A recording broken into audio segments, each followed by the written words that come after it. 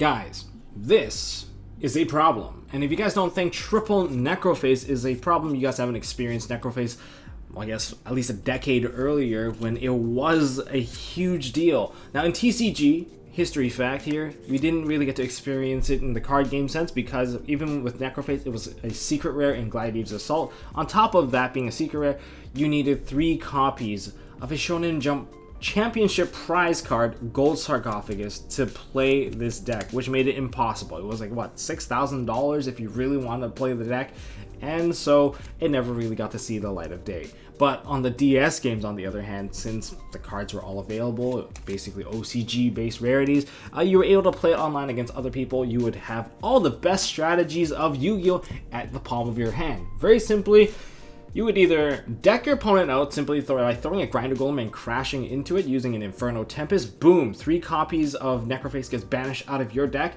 and all of your opponent's monsters get banished, and then they lose 15 cards on top. If you didn't run 20 spells and traps, you were basically dead on the spot the moment they ended their turn, which was very fun. But on top of that, you can either one-punch them with the classic Grenmaju One-Punch Man, or you can DD Dynamite your opponent to death. But back in the day, because the game was slower, DD Dynamite was still very powerful, 6,000 damage per copy at that point. So yeah, it's got all the best strategies, as I can mention, and the deck also survives really well because it gains a lot of life points, and I'm going to be demonstrating the modern day Yu-Gi-Oh! Of Necroface in this deck profile. Now this is not a combo deck by any means, and you guys know I love combo decks, but there's no real combo to showcase to you guys, so I'll explain the cards as I go. Hopefully you guys understand the key concept of why Necroface is such a powerful deck. Now before we get started, make sure you guys smash that thumbs up button, hit the subscribe, ding notification bell to stay up to date with MST.TV, and if you guys want to help support this channel, really appreciate it, check out the Patreon link down in the description. Every bit counts, every bit helps out, and I really appreciate you guys for supporting MST.TV. And let's jump into this degenerate deck.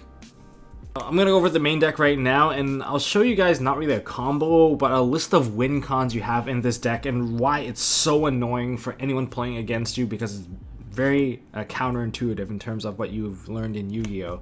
Starting off with triple Necroface. To explain what Necroface does, anytime this card gets banished, both players must banish the top 5 cards of their deck. And this effect is not once per turn, so if you get all 3 banished all at once, they have to banish 15 cards. And the win con card to go with the banishing to cause a deck out is Inferno Tempest. They will lose every single monster in their deck and count your own monsters in your current deck and count the amount of spells and traps you have. If you don't have a ratio more than 15, then you automatically lose because you lose all your monsters, and then you take the top 15 cards in your deck and you just banish the rest of them. If you don't have enough, then end the turn and it's a complete deck out. Now, in case that you did miss your win con, you banished too many cards, you can normal summon this card to recycle your win con all over again. And in this deck, every single time you try to banish a card, you want to keep a Soul Absorption live on the field, which is a card that you do run in this deck. And when cards get banished, you have a mandatory gain life effect. That's part of it. And because you're gaining life as you go, you don't mind taking a bit of damage here and there. In fact, you want to take the 3,000 damage to get the Inferno Tempest to go off to banish 3 copies of Necroface. So if they get all banished by some of your face down banished cards, then you can summon Necroface to recycle it. That's why this is also a really good gold Sark target. Otherwise, you probably want Inferno Tempest as long as you can keep yourself alive. So anyways, Necroface, 3 copies, a must play because it's finally off the list. Triple Grenmaju Deiza, much like the Golden Castle variant of Grenmaju Deiza. This is a really big beater. You're running all the basic banish cards. If you get 15 cards banished, this is already at 6k just by having 3 of them banished. Even with just 5 cards banished, you still get it at 2k at the very least, and you still have Pot of Desires and all the other stuff to keep this thing growing bigger and bigger. And it's one of your win cons, punching your opponent to death with a really large Grenmaju Deiza. So you have deck out and you have one punch base play that are not even combos, so just like summon, attack for game. I've seen people do it so many times. So that's 2 types of win con already. Eater of Millions, this is mainly for control.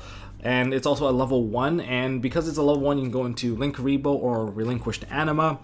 Relinquished Anima is when you want to set up the Tempest play because you want a 0 attacker and push, and if there's a Boral Sword, you can actually absorb the Boral Sword so you don't have to kill it, which is very nice in that regard, I suppose. But otherwise, you can use it to remove threats, give your opponent a kaiju, summon an Eater of Millions, and punch into it and get yourself taking that damage. Here's the weird part. If you're trying to set off the Tempest and you're attacking into stuff, your opponent has to waste resources to keep your stuff alive just so that they don't lose. If they let the stuff go through and then they get decked out, they're just gonna get mad at you for doing so. So yeah, that's why it's really counterintuitive. You want to protect your opponent's cards if they're playing this kind of stuff. Then you're playing Hand Traps, Battle Fader. This is a tempo-based deck. You don't care about what your opponent sets up unless there's too many forms of negation. Otherwise, you just want to banish most of their things. That's fine. And because if you set off a couple Necrophases here and there and they're playing a combo-oriented deck, you ripped up away combo pieces, they're losing options in their deck, and you might actually cut off several paths of play that they might have in their deck as well. Taking out 15 cards is pretty devastating. Taking out 10 cards is pretty devastating, especially for a deck that does not run Pot of Desires. Taking out those cards could mean that a lot of combo paths are getting cut off, and then that means the game gets slower. Again, you're controlling the tempo of the game. And Battle Fader is another really good card. 0 attacks, so make sure you swing into your opponent. If you have the Inferno Tempest, we're trying to get off Tempest as soon as we can. And here's another interesting one. I get that Nibiru, oh, what's so interesting about Nibiru? But the way that you're using Nibiru is that you want the token to get to 6,000 so you can punch your Nibiru into it and banish all their cards and win the game.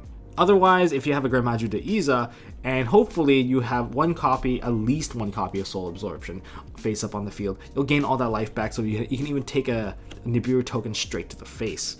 And they're just gonna have to, hopefully, kill you by then.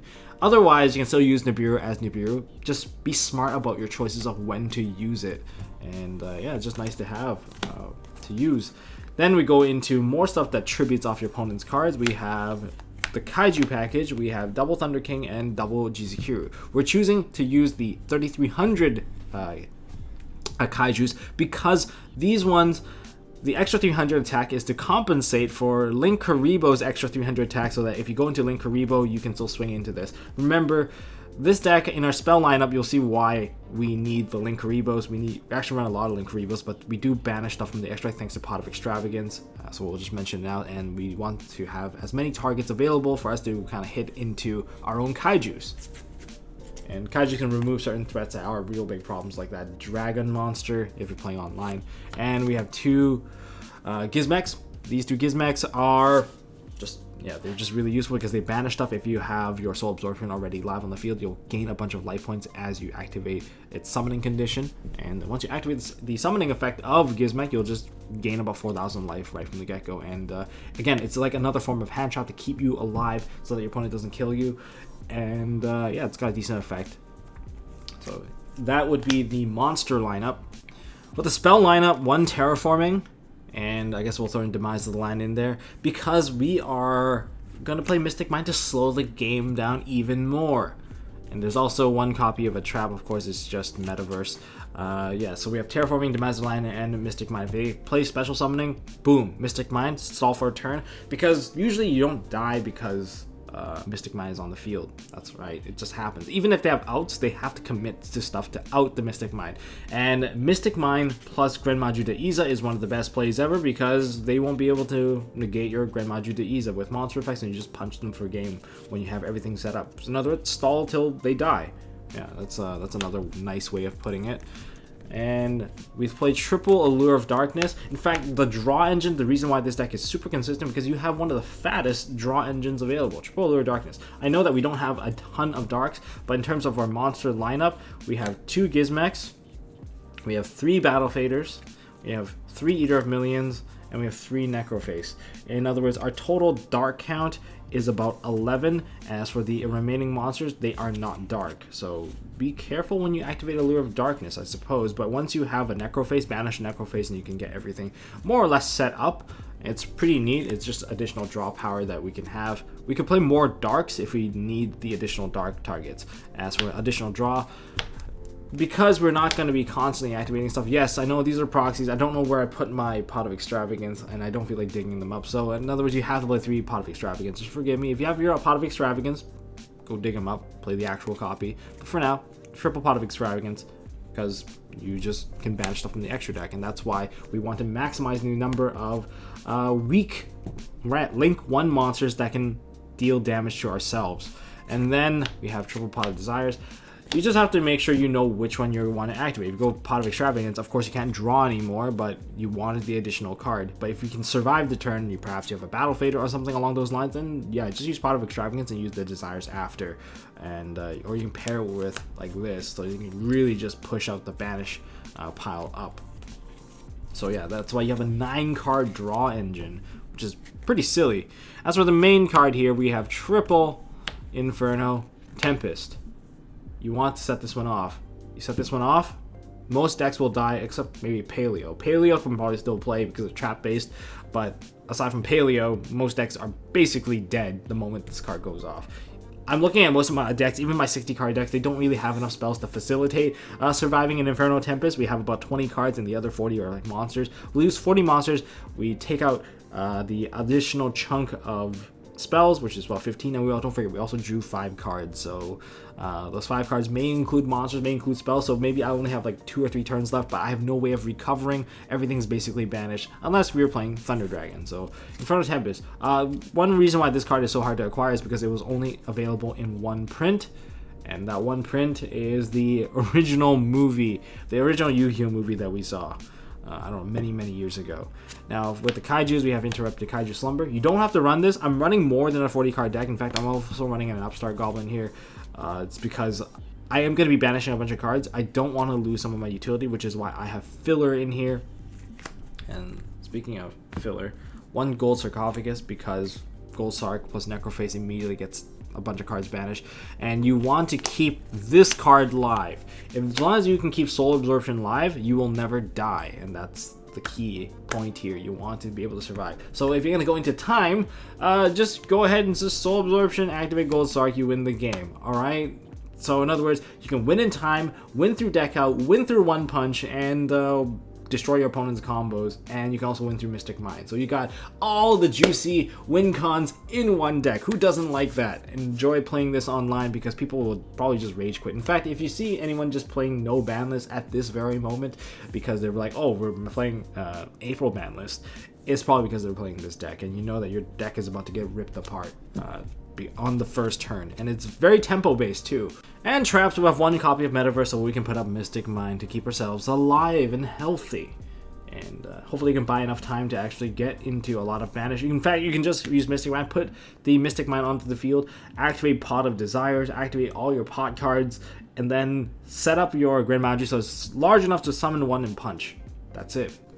Now for the extra deck, because we are running Pot of Extravagance, we have to minimize our losses by maxing out on several cards that are important to the extra deck, starting off with 3 copies of Relinquish Anima because it has 0 attack, and you can convert your Eater of Millions, any of your level 1s that you drop onto the field, into this card, which is useful for absorbing certain threats like Borrelsword Dragon in case they can punch you before you get your setup, which is very nice because Relinquish Anima will always point to that Borrelsword because Borrelsword opens up the arrow for you. Aside from that, we also play copies of Linkuriboh, 3 copies of Linkuriboh, because your Kaijus are 3,300 attack points, so the 300 additional attack points won't matter as much when you need to take the 3k worth of damage, or you can minimize the damage you take by reducing it to 0. So it's up to you how you want to use this. Linkuriboh with a Mystic Mind is also a potential win con. If they don't have out to Mystic Mind, it's basically a game from there. So in terms of life points, you can easily win on life points in time. So yeah, you've got a lot of kind of cheesy ways to sneak a win out of your opponent. Anyway, triple Linkuriboh, and useful utility, we have triple Phoenix because it can destroy back row. I think the only back row that we really want to destroy would be Imperial Iron Wall or anything that prevents you from banishing. Hopefully you avoid hitting an artifact, Lancia in that regard. Then we have a 1 Cerberus, just additional card. Triple Zero Boros. If you somehow put out 4 monsters, Zero Boros This is a pretty neat card to go into because it does gain 200 attack for every banish card, and you have a lot of banish cards. You can one punch your opponent, and you just banish more cards and he comes back later on anyway. And to finish off, if you somehow get 2 Dingirs, rather, yeah, here are Dingirzus, but if you somehow manage to get 2 Gizmex onto the field, then you can make a Dingirzu just to protect your board. I don't know why you would need these. Most of these are going to get banished by Pot of Extravagance anyway. It's just a filler. So this is going to be a win-con tree for Necroface 2020. I am not a combo deck, so there's nothing really to showcase to you guys about how the cards interact with each other, because a lot of these are self-explanatory. In other words, it does not require a lot of big brain plays to execute. So let's look at the win-cons first. Deck out through Inferno Tempest and Necroface, and you resolve the Inferno Tempest, you should be able to win most games except for against Paleo, which Paleo can still make a comeback, but even though they lost all their frogs, it's not that scary anymore, I would say, because you probably hold the biggest threat on the field compared to your opponent, and they're probably more worried about getting one punch by you once Inferno Tempest goes through. So that's deck out, and then we have the turtling. You can turtle until you get stuff, or you can turtle until your opponent decks out through Mystic Mind, which is why Mystic Mind is, to me, a key part of this deck now, because I like to kind of stall out my opponent. Rather than the judging sense of stall out, I like to turtle and be defensive until I get the materials I need to kill you. And being defensive is nothing against that. There's nothing against being defensive in this particular game. And we have our One Punch material, One Punch Man. We can gain life when we get into time, and that should win us the game because we're getting thousands and thousands of life simply by having a Soul Absorption and a Gold Sark. That's 5,500 worth of life right there. 5,500. That's pretty big. So you have Win in Time, One Punch, Turtle, and Deck Out as all part of our win con, and none of this requires comboing, so a lot of hand traps don't exactly work against this deck. You need to play basic Yu-Gi-Oh to counter this deck, and sometimes your opponent has to save your stuff to keep themselves alive, because say I'm about to attack with 0 attack into your Boral Sword Dragon that attempted to kill me, but instead you're going to have to waste cards by putting my card into defense position, or you have to bounce this back to my hand or something along those lines to keep it alive so that you don't get Inferno Tempest. And you won't even know when I'm going to be bluffing or not. So I could be burning your material for no good reason, but you can't even take that risk, because if you take the risk and you get Inferno Tempest, you'll just lose the game right out. So it's not really fair for you, so you're going to have to burn resources to save my monsters. On the other hand, there's also board breakers. We have Interrupted Kaiju Slumbers to pop the entire board. We have double Jizukiri, double Thunder King, and we also have Nibiru that can also be used to proc off Tempest. In fact, most of these cards are here to proc Tempest off. We have Nibiru, which can give you a really big monster and will take the hit for it. We have Battle Fader and you setting up a 3k beat stick, Eater of Millions with your 3k beat stick. A lot of these monsters can get the setup, and if I have a Grand Maju Deiza that's not even set up yet and you have a 3k beat stick, I'll swing this into it any day just to get the Tempest to go off. Knowing what deck you play can alter my decisions of which monster I want to swing into. That's fine too. And Eater of Millions, yeah, it can be big, but you can also turn this into a relinquished anima, and now it has 0 attack points. So there's that. That's an option as well. Now, in terms of our bottom line here, everything here is about banishing and consistency. So we have Gold Sark, which can banish a Necroface, immediately ripping 5 cards out. And if we have Soul Absorption, we'll be gaining that amount of life points. Pot of Desires plus the Soul Absorption, that is about 5,000 life points as well. It's pretty big. Allure of Darkness, very similar condition, and you can also hit it with the Necroface and you get another 5-card banish on top of the 2-card draw that you just got. Pot of Extravagance, just a +2, but also gains about 3,000 life for the Soul Absorption. Everything here is relatively nice. I'm not playing stuff like D-Fissure, I'm not playing Macrocosmos because I don't want those cards in here. It is an option if you want to cut certain things out and play those, but they don't set you up for anything. And if you draw too many of them, and those are the ones that don't really do anything, they just sit on their own and they don't really protect you, your opponent can still play it, they can still go into Boral Sword, they can still kill you. If you can't get your life gain, then it's basically over. And I don't want to be overly reliant, but you can try 1 or 2 copies. You can switch out, say, an Upstart Goblin, because this is just there to kind of fill space. Aside from that, battle faders are there to keep you alive. Gizmex are here to keep you alive. Nibiru is here to keep you alive. So a lot of these different factions, they kind of functions as multitude of things. So this is to keep you alive, keep you alive, keep you alive. Break boards, rip cards out, reset your combo. Just buy yourself some time to reset your combo, gain life. And the reason why you can play in such a style is because you're gaining life. Even though you're going to take a longer time against your opponent, they're kind of stuck letting you gain life, and they're the ones that are going to be a bit more rushed to play against you because you're always going to be in higher life thanks to soul absorption. Opening 3 soul absorptions is awkward, I'm not going to lie, if you have 3 soul absorptions, but if you have 1 pot of desires paired with a 3 soul absorption, you'll just be able to take hit upon hit upon hit because you've just gained, well, I guess 15,000 life points, and that's enough to survive at least 2 volleys of a full board.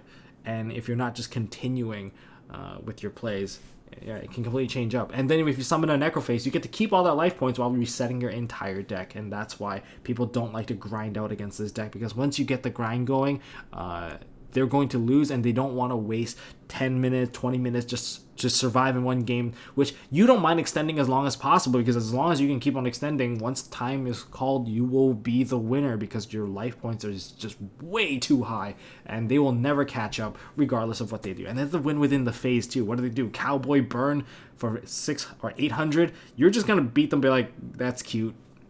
Anyways, this is kind of like the rundown of the map. Bottom here, draw, consistency, keep yourself alive, break boards, and win cons. So there you have it. It's just a mix and match of this stuff. The win cons work with each other, and that's why this win con tree works out.